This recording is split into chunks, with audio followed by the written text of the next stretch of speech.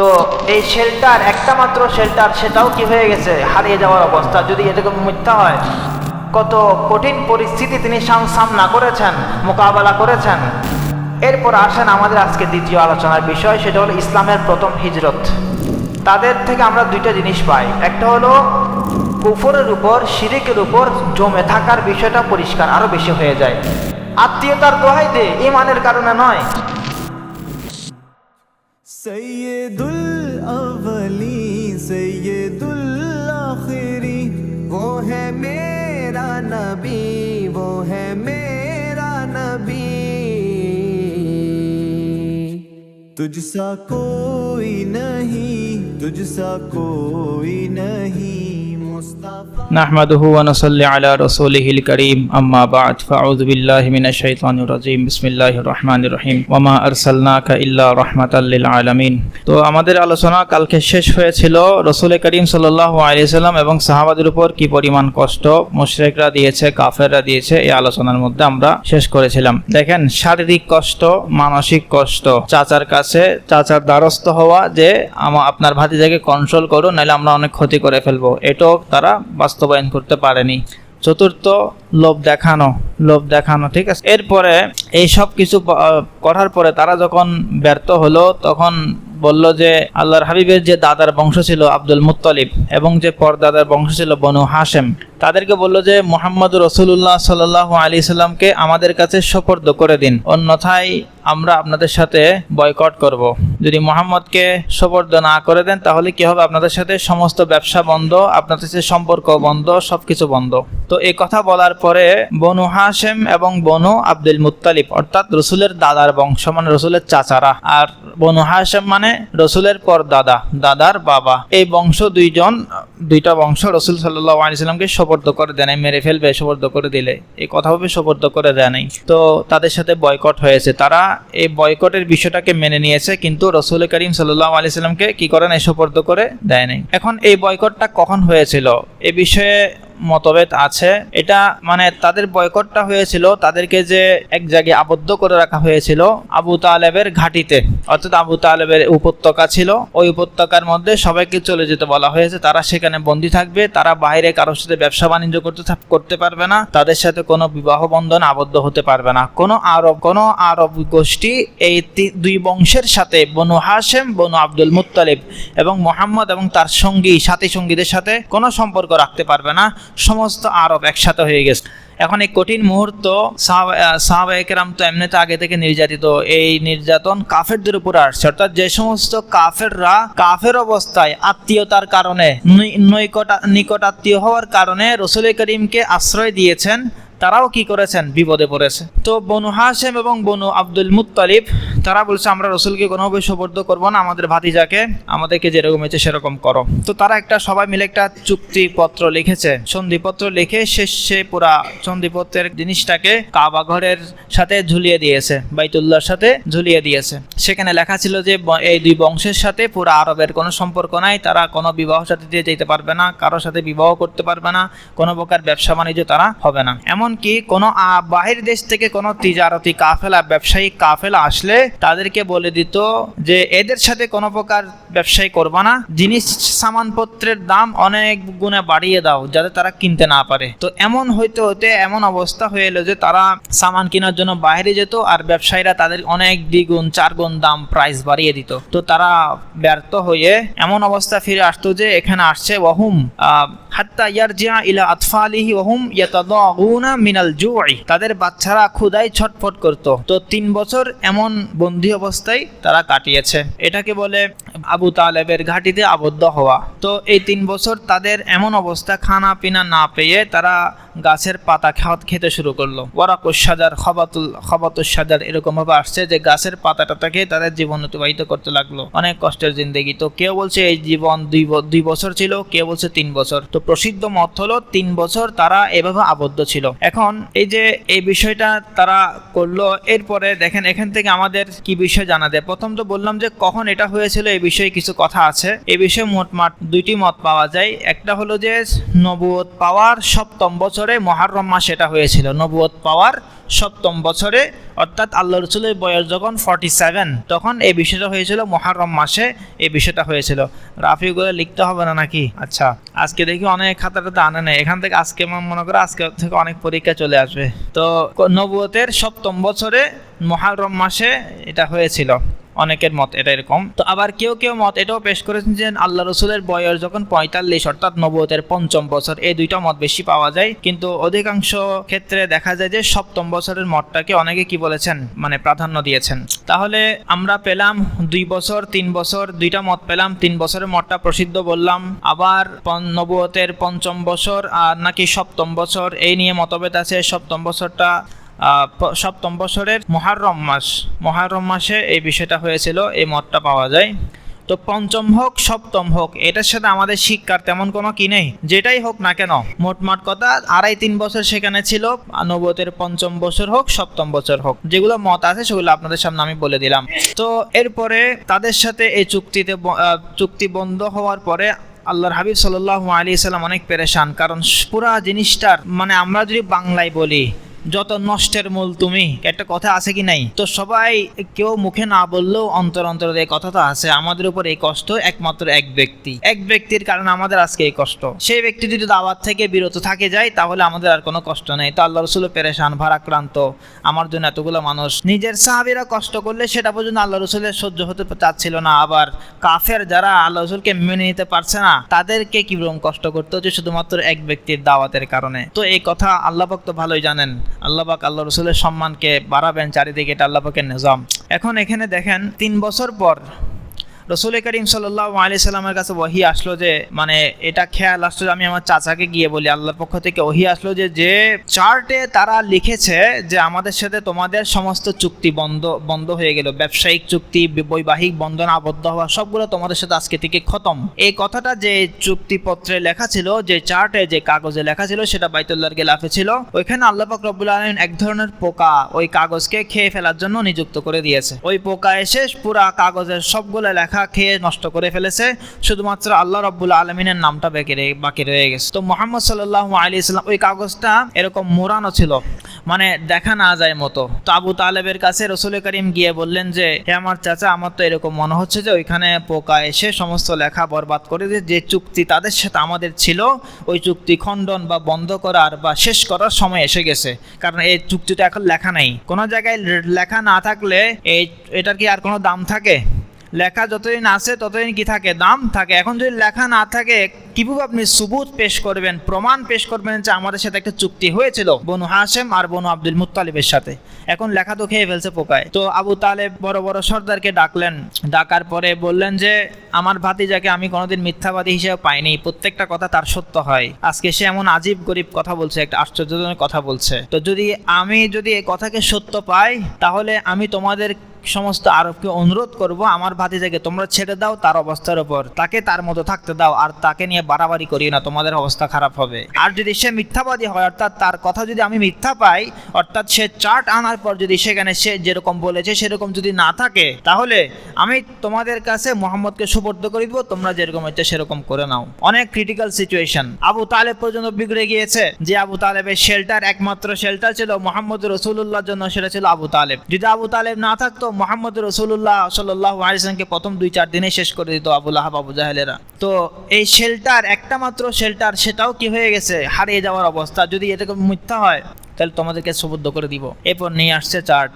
ঠিক মুহাম্মদ রাসূলুল্লাহ যেরকম বলেছেন সেরকমই পাওয়া গেছে। তো সমস্ত চুক্তি বন্ধ, এখন আবার আগের মতো সব ব্যবসা বাণিজ্য, বৈবাহিক বন্ধন আবদ্ধ সবকিছু শুরু হয়েছে। এই ছিল মোটামুটি এই যে তাদের একটা ইকোনমিক্যালি পুরা জিনিসটাকে, পুরা গোত্রকে, মানে বনু মুত্তালিবকে, বনু আব্দুল মুত্তালিব, বনু হাশিমকে দুর্বল করা যে পাইতারা তারা চালিয়েছিল, এটার সমাপ্তি ঘটেছে। এরপর তারা আবার স্বাভাবিক জীবনে ফিরে আসছে। তাহলে পুরা এই কষ্টের মূল, মানে নষ্টের মূল, যদি আমরা খারাপ ভাষায় বলি, নাউজুবিল্লাহি লিল্লাহি মিন যালিক, এটা তাদের জন্য রহমত ছিল। এই নষ্টের মূল আমাদের ভাষায় যদি আমরা বলি সেটা এক ব্যক্তির দাওয়াত ছিল। যদি আমাদের ভাষায় আমরা বলি নষ্টের মূল বলা তো আমাদের জন্য অনেক খারাপ ভাষা, এটা বলতে মানে আপনাদেরকে বোঝানোর জন্য কথাটা বলছি। মানে মুহাম্মদ রাসূলুল্লাহ সাল্লাল্লাহু আলাইহি সাল্লাম কত ক্রিটিক্যাল সিচুয়েশনে ছিলেন, কত কঠিন পরিস্থিতি তিনি সামনা করেছেন, মোকাবেলা করেছেন, এই কথা বোঝানোর জন্য এই কথাটা আপনাদেরকে বলতে হচ্ছে, এই ভাষায় কথাটা বলতে হচ্ছে। এখন এরপরে এটা কত সালের কথা? আল্লাহ রসুলের যখন 47 বছর বয়স, মুহররম মাস, এক মত যদি আমরা নিয়ে নিই, আর অন্য মতে আছে 45 বছর। আচ্ছা, 47 বছরটা যদি আমরা নিই তাহলে রসুল সাল্লাল্লাহু আলাইহি সাল্লামের বয়স যখন 49-এর শেষ হয়ে গেছে, অর্থাৎ 50-এর কাছাকাছি, তখন তারা এই জিনিস থেকে মুক্তি, এই বন্দিদশা থেকে মুক্তি পেল। এরপর আসেন আমাদের আজকে দ্বিতীয় আলোচনার বিষয়, সেটা হলো ইসলামের প্রথম হিজরত। ইসলামের প্রথম হিজরত। আচ্ছা, এর পূর্বে আমরা এখান থেকে আমাদের কি কি শিক্ষা, অর্থাৎ এই যে বিষয়টা আসছে আমাদের সামনে, কি বিষয় আসছে? কাফেররা পর্যন্ত কাকে আশ্রয় দিয়েছে? ভাতিজাকে আশ্রয় দিয়েছে, অর্থাৎ আত্মীয়তার বন্ধনের কথাটা আসছে। একজন কাফের সে বলে না, আমি আমার ভাতিজাকে কি করবো, তোমাদের সোপর্দ করবো না, মুহাম্মদকে তোমাদের সোপর্দ করা হবে না। তাদের থেকে আমরা দুইটা জিনিস পাই। একটা হলো তারা মানে যারা আব্দুল মুত্তলিব ছিল, বনু হাশেম ছিল, তারা তো দেখলো মুহাম্মদের কথা সত্য হয়েছে, এরপরও তারা ঈমান আনে নেই, সবাই ঈমান আনে নেই। এর দ্বারা দুইটা জিনিস পরিষ্কার হয়, তাদের কুফরের উপর, শিরিকের উপর জমে থাকার বিষয়টা পরিষ্কার আরো বেশি হয়ে যায়। আর দ্বিতীয়ত মুহাম্মদ রাসূলুল্লাহকে আশ্রয় দিয়েছে কিসের দোহাই দিয়ে? আত্মীয়তার দোহাই দিয়ে, ঈমানের কারণে নয়, আত্মীয়তার কারণে। তো এখান থেকে আমরা বুঝে যাই নিজের কোনো নিকট আত্মীয়কে সে যদি কাফেরও হয় তাকে বিপদে একা ফেলে যাওয়া এটা ইসলামের শিক্ষা নয়। সে আমার নিকট আত্মীয়, সে আমার রক্তের সম্পর্ক, কোনোভাবে গিয়ে আর তার বাপদাদা আমাদের সাথে মিলে যায়, এরকম কোনো ব্যক্তি অন্য কোনো গোত্রের সাথে ঝগড়া হচ্ছে, যদি সে ইনসাফের পথে থাকে, ন্যায়ের পথে থাকে, তাহলে তার সঙ্গ দেওয়া আমাদের জন্য একান্ত জরুরি।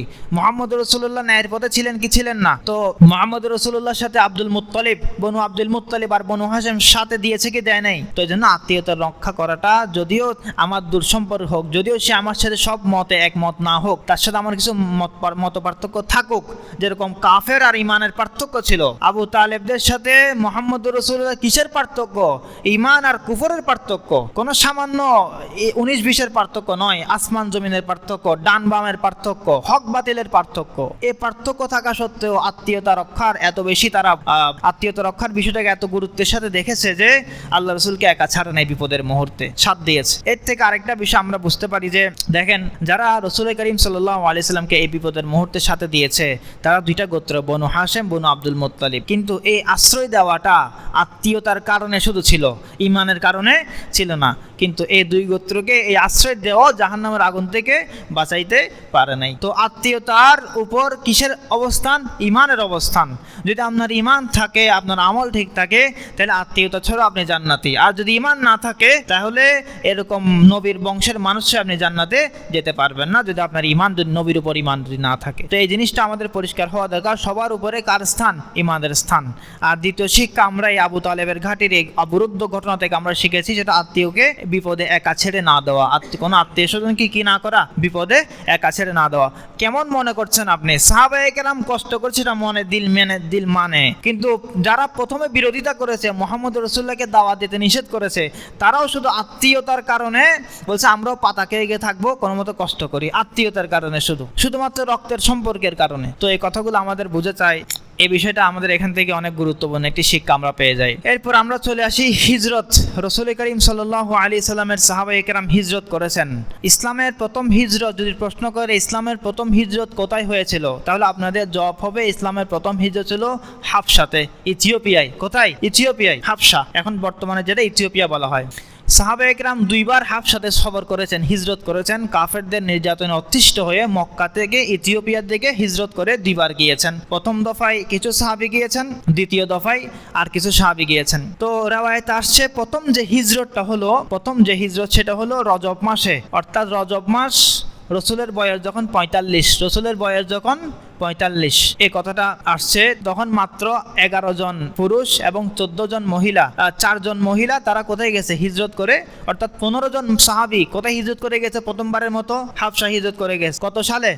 যখন রসুলের বয়স, অর্থাৎ নবুয়তের পঞ্চম বছর। তো এখানে এই হিজরতের ঘটনাটা উম্মে সালামা রাদিয়াল্লাহু আনহা সুন্দর করে বয়ান করেছে। উম্মে সালামা মানে যিনি আল্লাহ রসুলের স্ত্রী, পরবর্তী আবু সালামা ইন্তেকালের পরে যার সাথে আল্লাহ রসুলের বিবাহ হয়েছে, যে আমরা এই মক্কা মক্কার কাফেরদের কষ্টে লাকাদ দাকাত আলাইনা মক্কাহ ওয়া উযিয়া আসহাবু রাসূলিল্লাহি সাল্লাল্লাহু আলাইহি সাল্লাম ওয়া ফুতিনু ওয়া রাআউ মা ইউসিবুহুম মিনাল বালা'i ওয়াল ফিতনাহ ফি দীনিহিম। উম্মে সালামা হাদিস বয়ান করছেন যে আমরা আল্লাহর রাসূলের সাহাবী যারা ছিলাম তারা এত কষ্ট মক্কাবাসীরা আমাদেরকে দিয়েছে যে আমরা নিজেদের ঘর বাড়ি ছেড়ে হাবশায় হিজরত করতে বাধ্য হয়েছি, আমাদেরকে তারা শান্তিতে থাকতে দেয় নাই। তো রাসূল করিম তাদেরকে বললেন যে ইন্না বি আরদিল হাবশাতি মালিকান লা ইয়াজলিমু আহাদান ইনদাহু। তো বললেন যে হাবশা দেশে তোমরা হিজরত করো, তোমরা এখানে থাকলে আমারও ভালো লাগছে না। কারণ রাসূল সাল্লাল্লাহু আলাইহি সাল্লামের জন্য শেল্টার ছিল। কে ছিল শেল্টার? আবু তালেব। আশ্রয়স্থল ছিল রাসূলের জন্য, কিন্তু গরিব সাহাবায়ে কেরাম তাদের কোনো আশ্রয়স্থল ছিল না। তো রাসূলের কাছে এগুলো সহ্য হচ্ছিল না। তো রাসূল হুকুম দিলেন তোমরা আমার কাছে থাকিও না, তোমরা হাবশা দেশে দিন নিয়ে তোমরা তাড়াতাড়ি এখান থেকে চলে যাও, হাবশা দেশে চলে যাও। সেখানে একজন বাদশা আছে যে মানুষের উপর অন্যভাবে জুলুম করে না, তোমাদেরকে সে ভালো ঠিকানা দিবে। তো তিনি কি করলেন, এভাবে হাবশা দেশে আস্তে আস্তে করলেন। ফাকাল আবু বকরিন আখরাজানি কওমি ফাআনা উরিদু আন আসিহা ফিল আরদ। এবার দেখেন একটা মজার বিষয়, এখানে দেখেন যে 12-14 জনের কথা বললাম, যে 15 জন মানুষ হাবশা দেশে যাচ্ছে, সেখানের মধ্যে কে ছিল? আবু বকর সিদ্দিক রাদিয়াল্লাহু আনহু ছিলেন। আবু বকর সিদ্দিক রাদিয়াল্লাহু আনহু বের হচ্ছেন হাবশা দেশের উদ্দেশ্যে যাওয়ার জন্য। এমন সময় আরেকজন মানুষ ইবনু দাগিন্না, উনি তখনও মুসলমান হন নাই, তিনি এক গোত্রের সর্দার ছিলেন। তিনি সেখানে আবু বকর সিদ্দিকের সাথে ভালো সম্পর্ক থাকার কারণে আবু বকর সিদ্দিককে দেখে ফেললেন। কিরে ভাই তুমি কোথায় যাচ্ছ? বলতে আমি হাবশা দেশে, আমার কওম আমার গোত্রের মানুষ আমাকে সেখান থেকে বের করে দিচ্ছে, আমার ঘর বাড়ি থেকে বের করে দিচ্ছে, আমার থাকতে দিচ্ছে না, কষ্টে ফেলে দিয়েছে, আমার যেতে হচ্ছে। তখন ইবনু দাগিন্না বললেন তুমি তো এমন মানুষ যে মানুষের সাথে ভালো আচরণ করো। ওই যে খাদিজাতুল কুবরা যে কথা রাসূলকে বলেছিলেন, সেই কথা আবু বকর সিদ্দিককে কে বলছেন? ইবনু দাগিন্না বলছেন। তো যারা এই কিতাব লিখেছেন তিনি বলছেন যে মনে হয় এটা আরবদের মধ্যে একটা প্রসিদ্ধ বাক্য ছিল, ইন্নাকা লা তাসিলুর রাহিম ওয়া তাহমিলুল কাল ওয়া তাকরিদ দাইফ, যে তুমি মানুষের বোঝা বহন করে দাও, তুমি মানুষকে মেহমান নেওয়াজি করো, তুমি মানুষকে কোনো প্রাকৃতিক দুর্যোগ হলে সেখানে ছুটে যাও। ওই যে একই কথাগুলোই এখানে বলছে। কোন কথা? যেটা খাদিজাতুল কুবরা রাদিয়াল্লাহু আনহা রাসূল করিম সাল্লাল্লাহু আলাইহি ওয়াসাল্লামকে সান্ত্বনা দিয়ে বলেছিলেন, সেই কথা ইবনু দাগিন্না এখানে কাকে বলছেন? সিদ্দিক আকবর রাদিয়াল্লাহু আনহুকে বলছেন যে আপনি তো এমন মানুষ, আপনাকে কেন কওম বের করে দিবেন? আসুন আমি আপনাকে, তিনি বললেন ওয়ান আলাকা জারুন ফারজি ফাবুদ রাব্বাকা বিবালাদিক, আপনি আপনার ঘরে গিয়ে আপনার প্রভুর ইবাদত করুন, আমি আপনাকে শেল্টার দিব। কে বলছে? ইবনু দাগিন্না। যেরকম আবু তালেব রাসূলকে শেল্টার দিয়েছে, ইবনু দাগিন্না বলছেন আবু বকরকে আমি আপনাকে কি দিব? আশ্রয় দিব, আপনি আপনার ঘরে থাকবেন। তো চারিদিকে এলান করে দিয়েছে, তিনি সর্দার ছিলেন যার কারণে এলান করার ক্ষমতা তার ছিল। চারিদিকে এলান করেছে আবু বকর আমার প্রতিবেশী, আবু বকরকে আমি শেল্টার দিলাম, কেউ যেন আবু বকরকে কোনো কষ্ট না দেয়। তো তারা এই শর্ত আরোপ করলো যে আমরা কষ্ট দেব না, এই শর্তে যে সে নিজ ঘরে থেকে একা একা ইবাদত করবে, আমাদের এখানে জোরে জোরে তেলাওয়াত করবে না, যাতে আমাদের বিবি বাচ্চারা তার তেলাওয়াত শুনে কি না হয়, অ্যাট্রাক্ট না হয়ে যায়, এই ইসলামের দিকে আকৃষ্ট না হয়ে যায়। এখন আবু বকর সিদ্দিক অত্যন্ত বেশি ক্রন্দন করতেন, আল্লাহর কাছে দোয়া করার সময় বেশি কান্নাকাটি করতেন, আর কোরআনে পাক তেলাওয়াত করতেন। নামাজ তিনি ঘরে পড়তে পারতেন না, বাইরে এসে তিনি চাইতেন যে আল্লাহর কথাটা বেশি ইজহার হোক, বেশি প্রকাশ হোক। তো তিনি আবার আগের মতোই প্রকাশ্যে নামাজ পড়া শুরু করলেন এবং অত্যন্ত কান্নাকাটি করা শুরু করলেন। তো এগুলো দেখে অন্যান্য ঘরের বিবি বাচ্চারা এগুলো দেখে খুব আকৃষ্ট হইতো যে এটা কত সুন্দর কালাম, এটা কত সুন্দর কোরআন, কত মানুষটা কত নিরীহ কান্নাকাটি করছে, নিশ্চয়ই সত্য ধর্ম হবে, এরকম বলে তারা তখন কাফেরদের মাথা আবার খারাপ হয়ে গেছে। তখন তারা আবু বকর সিদ্দিক রাদিয়াল্লাহু আনহু আবার সেরকম করলো, হেনস্থা করলো। পরে ইবনু দাগিন্নাকে ডেকে পাঠালো। ইবনু দাগিন্না বললো যে আমি তোমাকে আজকে থেকে শেল্টার আর দিতে পারবো না, কারণ আমার একটা স্ট্যাটাস আছে আরবের মধ্যে, আমি আমার স্ট্যাটাসকে নষ্ট করতে চাই না। কারণ মানুষ তখন আমাকে বলবে যে আবু বকরের সাথে আমাদের চুক্তি হয়েছে, কিন্তু ইবনু দাগিন্না শেল্টারে থাকার কারণে আমরা তাকে কিছু করিনি, কিন্তু এখন ইবনু দাগিন্না আমাদের সাথে শর্ত খেলাফ করছে, ওয়াদা খেলাফ করছে। তার সাথে আমাদের ওয়াদা হয়েছে সে ঘরে ঘরে একা একা ইবাদত করবে, কিন্তু সে এখানে প্রকাশ্যে ইবাদত করছে। তো এটা বলে ইবনু দাগিন্না নিজের শেল্টারকে কি করলো? উইথড্র করলো, বাতিল করলো। তো আবু বকর সিদ্দিক কি দিলেন জবাব? যে ইন্নী আরুদ্দু আলাইকা জিওয়ারাক ওয়া আরদু বিজিওয়ারিল্লাহ, আমি তোমাকে তোমার শেল্টার তোমাকে ওয়াপাস করলাম, তোমাকে দিয়ে দিলাম, আমি আল্লাহর শেল্টারই আমার জন্য যথেষ্ট, আল্লাহর আশ্রয় আমার জন্য কি যথেষ্ট। তো এভাবে আবু বকর সিদ্দিক রাদিয়াল্লাহু আনহু আর হাবশা যেতে পারলেন না। ও বাকি 12-13 জন ওরা কোথায় চলে গেলেন? হাবশায় চলে গেলেন। এরপরে দ্বিতীয় যে সফর হাবশার উদ্দেশ্যে দ্বিতীয় জামাত রওনা হয়েছে। প্রথম জামাত গিয়ে সেখানে ভালোভাবে কাটালো, নাজাশি কারো উপর অন্যভাবে জুলুম করে না, বরং সে সবাইকে আশ্রয় দেয়, কোনো মজলুম মানুষ তার কাছে আসলে আশ্রয় দান করে। দ্বিতীয়বার যে হাবশায় গেল, যে এখানে হাবশা যাওয়ার সুম্মা বালাগাল মুসলিমিন ওয়াহুম বিআরদিল হাবশা আন্না আহলা মাক্কাতা আসলামু, হাবশা দেশে যারা 12-13 জন গিয়েছে তাদের কাছে একটা মিথ্যা গুজব ছড়িয়ে গেছে। সেই গুজবটা কি, যে মক্কাবাসী সবাই মুসলমান হয়ে গেছে, তোমরা চলে আসতে পারো। তো এটা দেখার জন্য একজন সাহাবী সেখান থেকে আসলেন। একজন সাহাবীর মধ্যে কিছু মানুষ আসলেন, সেখান থেকে উসমান ইবনে মাজউন একজন সাহাবী ছিলেন, তিনিও আসলেন। উসমান ইবনে আফফান না, উসমান ইবনে মাজউন। উসমান ইবনে মাজউন আসার পরে তিনি দেখলেন যে যে খবরটা তাদের কাছে পৌঁছেছে সেটা গুজব ছিল, মিথ্যা খবর ছিল। আগে তারা কাফেররা আগের মতো অবস্থায় আছে। এরপরে উসমান ইবনে মাজউন আবার রওনা হলো হাবশার উদ্দেশ্যে। এই হাবশার উদ্দেশ্যে রওনা হওয়ার সময় তিনি তার সাথে করে 80 জন মানুষ নিয়ে গেলেন। কয়জন মানুষ? কোন কোন রওয়ায়াতে 82 জন মানুষের কথাও আসছে। তাহলে প্রথম হাবশার দিকে মাত্র 15 জন গেল, ঠিক আছে। পরবর্তীতে আরো খুঁটিনাটি কিছু জামাত যেতে লাগলো, যেগুলোর হয়তো আমাদের কাছে জিকির আসে না, রেওয়ায়াত আসে নাই। প্রত্যেকটা খুঁটিনাটি বিষয় আর জিকির করা থাকবে না কিতাবে, আপনাকে মানে ঘটনার আগ পর দেখে বুঝে নিতে হবে। 15 জন মানে শুধু 15 জন গেছে বিষয়টা এমন না, ঠিক আছে না। দেখা যায় 15 জন প্রথমে রওনা হয়ে গেছে, এর কয়েক সপ্তাহ পরে আরো 2-4 জন বিক্ষিপ্ত জামাতে গিয়েছে, সেরকমও আছে। কিন্তু যেটা বড় সংখ্যা সেটা আমাদের কাছে আসছে। তো প্রথমে 15 জন গেল, এরপরে উসমান ইবনে মাজউনের সাথে 80 জন গেল বা 82 জন গেল। কোথায় গেল? হাবশা। এই যে উসমান ইবনে মাজউনের সাথে যে রওনা হলো, এটাকে বলে দ্বিতীয় হিজরত। তাহলে ইসলামের প্রথম হিজরত এবং দ্বিতীয় হিজরত উভয়টা কোন জায়গায় হয়েছে? হাবশাতে হয়েছে, ইথিওপিয়াতে হয়েছে। তো এখন এই হাবশা দেশে তারা যাওয়ার পরে তাদের সাথে কি ঘটনা ঘটলো?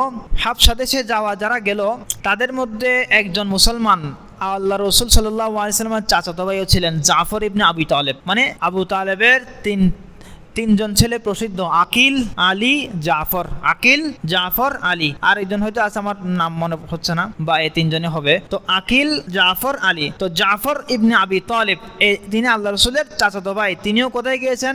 হাবশায় গিয়েছেন। এখন এদিকে কাফেরদের মাথা খারাপ হয়ে গেছে, কোনো জায়গায় মুসলমান নিরাপদে থাকুক এটাও তাদের সহ্য হচ্ছিল না। তাদেরকে জায়গায় তো তাদেরকে থাকতে দেয় নাই, হাবশা দেশে গিয়েও যে আরামে বসবাস করবে এটাও হিংসার বশবর্তী হয়ে সেখানেও তারা বিভিন্ন ষড়যন্ত্র করা শুরু করলো। ষড়যন্ত্রের মধ্যে একটি ষড়যন্ত্র এটা হলো যে আমর ইবনুল আস আর হলো আব্দুল্লাহ ইবনে আবি রবিয়া। আমর ইবনুল আস, আব্দুল্লাহ ইবনে আবি রবিয়া, আব্দুল্লাহ ইবনে আবি রবিয়া আর আমর ইবনুল আস, এই দুজনকে বিশাল হাদিয়ার উপঢৌকন উপহার নিয়ে, নাজাশির জন্য বিশাল বড় বড় উপহার নিয়ে এই দুজনকে রওনা করে দিল যে তোমরা আস্তে আস্তে চাটকারিতা শুরু করো। সেখানে গিয়ে হাদিয়া তোফা নাজাশির কাছে পেশ করো এবং তার নাজাশিকে ব্রেন ওয়াশ করো। নাজাশির কি করো? ব্রেন ওয়াশ করো যে এই সমস্ত 80-82 জনের জামাত আসছে, এর আগে 15-20 জন আসছে, এরা তাদের বাপদাদার জন্ম ছেড়ে, এরা তাদের দিন ছেড়ে আপনার এখানে আশ্রয় নিয়েছে, আপনি দয়া করে আমাদেরকে তাদের কাছে কি করেন? ফিরিয়ে দিন। এই সমস্ত 80-100 জনের যে জামাত আপনার এলাকায় আসছে সেগুলো আমাদের কাছে কি করুন? মক্কায় তাদেরকে ফিরে যেতে বলুন, আমাদের মানুষকে আমাদের কাছে ফিরিয়ে দিন। তো নাজাশী বিচক্ষণ ছিলেন, তাদের এই উপঢৌকন আর এই উপহার থেকে তিনি ফুলে যাননি। তিনি বললেন যে না, আমি তাদেরকে ডাকবো, তাদের বক্তব্য আগে শুনবো,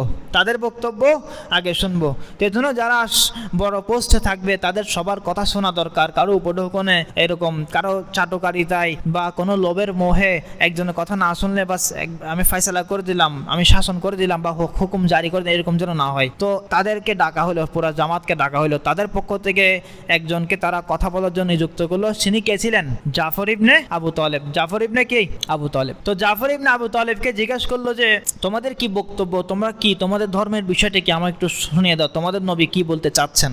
তো জাফর ইবনে আবু তালেব বলেন, আইয়ুহাল মালিক কুন্না কওমান আলা শিরক, আমরা মূর্তি পূজা করতাম, শিরক করতাম। ওয়া নাকুলুল মাইতা, আমরা মৃত পশু খাইতাম। ওয়া নুসিউল জিওয়ার, আমরা আত্মীয়স্বজনের সাথে খারাপ দুর্ব্যবহার করতাম। ওয়া নাস্তাহিল্লুল মাহারিম, আমরা এরকম হারাম জিনিসকে হালাল মনে করতাম, অথবা এটা অর্থ হতে পারে যে যে সমস্ত নারীদের সাথে বিবাহ করা হারাম সেগুলোকে আমরা হালাল মনে করতাম। আমরা খারাপ কাজ সবগুলো করতাম। বাদুনা মিন বাদিন মিন সাফকিদ দিমা ওয়া গায়রিহা, আমরা রক্তপাত করতাম, একবার মারামারি হানাহানি সবগুলো আমাদের মধ্যে জারি ছিল। তো সবগুলো বিবরণ দেওয়ার পরে তিনি বললেন যে আমাদের কাছে আমাদের রাসূল এসে ফাদআনা ইলা আন না'বুদাল্লাহ ওয়াহদাহু লা শারীকা লাহু, আমাদের রাসূল আমাদেরকে এই কথারই দাওয়াত দিয়েছেন যে আমরা একমাত্র আল্লাহরই ইবাদত করব আর তার সাথে কারো শরীক করব না।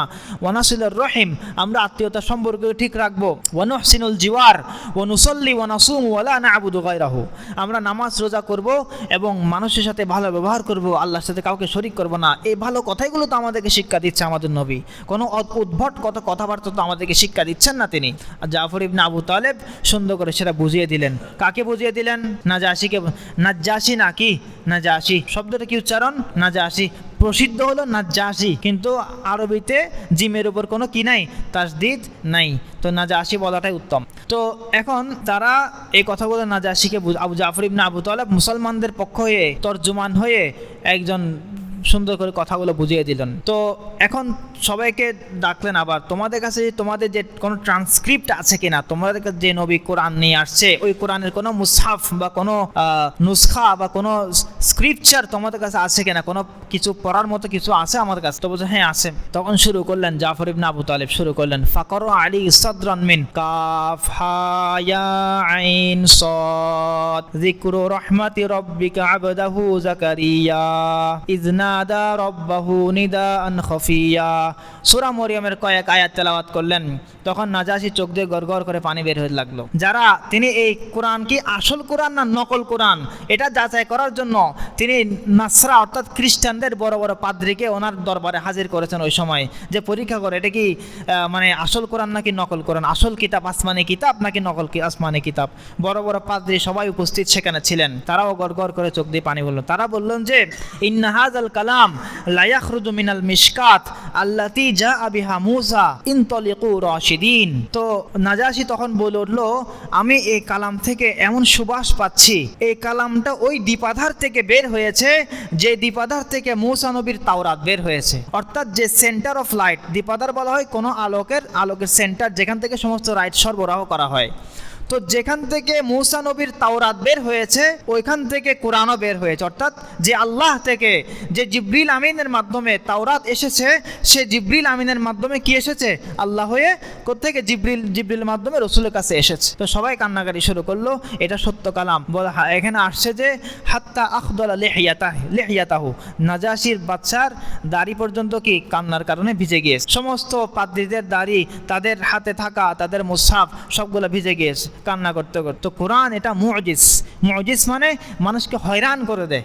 অনেক কাফেররা রসুলকে, উতবা ইবনে রবিয়া তিনি রসুলকে কোনো লোভ দেখাতে গিয়েছিল, রসুল হামিম সিজদার আয়াত তেলাওয়াত করা শুরু করলেন, ও উতবা ইবনে রবিয়া চুপ করে শুনে থাকলো। তারপর কাফেরদেরকে এসে বললো, বাপরে বাপ, এটা কোনো সাধারণ মানুষের কালাম নয়, তোমরা আস্তে করে তোমাদের মতো ঘরে ভাত খাও, মুসলমানদেরকে আর কোনো কিছু করে রসুলের সাথে কোনো বিয়াদবি করতে না, আমি যে কথা আজকে শুনে ফেললাম আমার দিল আর মানছে না। তো তারা বললো, তোমাকে মনে হয় মোহাম্মদ জাদু করছে, আবার তার কথাই তুমি আমাদের সবাইকে যেরকম জাদু করছে আমাদের কিছু মানুষকে তুমিও মনে হয় মোহাম্মদের জাদু দ্বারা কি প্রভাবিত। তো কোরআনের মধ্যে কি আছে? জাদু আছে, কোরআন তেলাওয়াতের মধ্যে জাদু আছে। তো এই নাজাশি এই ঘটনা হওয়ার পরে নাজাশি বললেন যে তোমাদেরকে আমি আশ্রয় দিব, তোমরা যত কিছু লাগে আমাকে বলো, তোমাদের এখানে কোনো টেনশন নাই, আমার দেশে থাকবে, আমার এলাকায় থাকবে, তোমাদের কেউ কিছু বলবে না, তোমরা ধর্মকর্ম করো। এরপরে আরেকটা বিষ ঢুকাইলো, ওই যে আমর ইবনে আস, আব্দুল্লাহ ইবনে আবি রবিয়া, এটাও তারা সহ্য হচ্ছে না ভালো থাকা, আরেকটা বিষ ঢুকাইলো। তারা ঈসা নবীকে গালিগালাজ করে, কি করে? ঈসা আলাইহিস সালামকে গালিগালাজ করে। আবার নাজাশি তারা আবার সন্দেহ পড়ে গেল, আবার কি বলে এগুলো, আবার ডাকো ঈসা নবীকে সম্পর্কে তোমাদের বক্তব্য কি, ঈসা আলাইহিস সালাম সম্পর্কে তোমাদের নবী কি বলে সেটা আমাকে বলো। তো জাফর ইবনে আবু তালেব আবার প্রাঞ্জল ভাষায়, সুন্দর সাহিত্যিক ভাষায় বললেন যে আমরা তো ঈসা নবী সম্পর্কে এটাই বলি, নাকুলু হুয়া আব্দুল্লাহি ওয়া রাসূলিহি ওয়া কালিমাতুহু ওয়া রূহুহু আলকাহা ইলা মারইয়াম আল আযরা আল বাতুল। আমরা ঈসা নবী সম্পর্কে এটাই বলি, তিনি আল্লাহর বান্দা, আল্লাহর রাসূল, তিনি মরিয়মের, আল্লাহ পাক রব্বুল আলামিনের ফুৎকারের মাধ্যমে, আল্লাহ পাকের হুকুমে তিনি মরিয়মের গর্ভে এসেছেন এবং তিনি আল্লাহর নবী, আল্লাহর রাসূল, এতটুকু আমরা বলি। তো নাজাশি জবাব দিলেন, মা আদা ঈসা ইবনে মারইয়াম মা কুলতা হাদাল আউদ, তুমি যে কথা বলেছো এর বাইরে তো ঈসা নবীর আর কোনো শান নাই, এটাই তো ঈসা নবীর মূল বিষয়। তখন কাফেরদের মাথা আবার খারাপ হয়ে গেছে, তখন যে এবারও তো তারা পাশ হয়ে গেল। ও আত আন নাজাশি আল আমান লিল মুসলিমিন, মুসলমানদেরকে নিরাপত্তা দিল। ফাকামু মা খায়রি জারিন ফি খায়রি দারিন কামা তাকুল উম্মে সালামা যেরকম বলেছিল, উম্মে সালামার হাদিস কিছুক্ষণ আগে বলেছিলাম যে আমাদেরকে নাজাশি ভালোভাবে রেখেছে, এগুলো তারা রেখেল। তো দেখেন মুসলমানদের সাথে খ্রিস্টানদের একটা ভালো কি আছে, তারা মুসলমানদের মেজাজকে ভালো বেশি বুঝে খ্রিস্টানরা, আর মুসলমানদের সাথে সবচেয়ে সার্বক্ষণিক দুশ্মনী থাকে দুই জাতির, এক ইহুদি জাতি আর একটা হলো মুশরিক অর্থাৎ হিন্দু। ঠিক আছে, যারা শিরক করে এবং যারা ইহুদি জাতি, এদের সাথে চিরকালের শত্রুতা কাদের? মুমিনদের। এটা আল্লাহ পাক রব্বুল আলামিন কোরআনে কারিমে ইরশাদ করেন যে লাতাজিদান্না আকরাবাহুম মাওয়াদ্দাতাল লিল্লাযিনা আমানু আল্লাযিনা ক্বালু ইন্না নাসারা। যারা বলে, যারা নিজেদেরকে দাবি করে আমরা প্রপার ক্রিশ্চিয়ানিটির উপর আছি, আমরা প্রপার নাসারা ধর্মের, খ্রিস্টান ধর্মের উপর আমরা আছি, যারা এই কথা দাবি করে তাদেরকে তুমি দেখবে, হ্যাঁ আমার নবী, যে আপনি তাদেরকে দেখবেন যে তারা ইসলামের সাথে তারা নৈকট্য অনেক মহব্বতের একটা সম্পর্ক রাখার চেষ্টা করে, যেরকম নাজাশী এবং তার পাদ্রীরা মুসলমানদের কালাম শুনে কান্না করেছে এবং ভালো একটা সম্পর্ক কায়েমের চেষ্টা করেছে। এরপরে কি বলেছে? যালিকা বিআন্না মিনহুম কিসসিসিন ওয়া রুহবান। তাদের মধ্যে কি আছে? বড় বড় পাদ্রী আছে যারা ইনজিলের ইলম রাখে, তাওরাতের ইলম রাখে। তারা জানে বিশ্বনবী কেমন হবে, মুহাম্মদুর রাসূলুল্লাহ সিফত কেমন হবে। ওয়া আন্নাহুম লা ইস্তাকবিরুন, এবং তারা অহংকারও করে না, এবং তারা কি করে না? যার যা ধর্ম সে তারা অহংকার করে না। আর এরপর আয়াতে বললেন যে ওয়ালা তাজিদান্নাহুম আশাদ্দাহুম আদাওয়াতান, অত্যধিক দুশমন হিসেবে তোমরা পাবে আল ইয়াহুদ, যারা ইহুদি জাতি, এবং ওয়াল্লাযিনা আশরাকু, যারা শিরিক করে অর্থাৎ যারা মুশরিক, তাদেরকে তোমরা মুসলমানদের সবচেয়ে বড় দুশমন হিসেবে পাবে। তো এখনো পাওয়া যাচ্ছে কিনা? এখন ইহুদিদের রিপ্রেজেন্টেশন কোন জাতি করতেছে? ইহুদিদের রিপ্রেজেন্টেশন মানে ইহুদ কোন দেশ? ইসরায়েল। ইহুদিদের রিপ্রেজেন্টেশন কোন দেশ করছে? ইসরায়েল। আবার হিন্দুদের শিরক যারা মূর্তি পূজা, তাদের রিপ্রেজেন্টেশন কোন যে দেশ করছে? ভারত। তো ইসরায়েল আর ইন্ডিয়া মিল আছে কিনা? আফগানিস্তানের যুদ্ধে তাদের হাত আছে কিনা? বুঝে আসছে কথা? কোরআনের সাথে মিল আছে। আল্লাহ পাক আমাদেরকে বুঝার আমল করার তৌফিক দান করেন। এই ছিল মুসলমানদের দ্বিতীয় হিজরতের ঘটনা, আমরা শেষ করলাম। ঠিক আছে না? ইনশাল্লাহ এখানে যত তথ্য আমাদের দেওয়া হয়েছে এগুলো খুব গুরুত্বপূর্ণ, আমরা এগুলো লিখে রাখবো, নোট করে রাখবো ইনশাল্লাহ। আর বাকি কারো কি কোনো প্রশ্ন আছে? কারো কোনো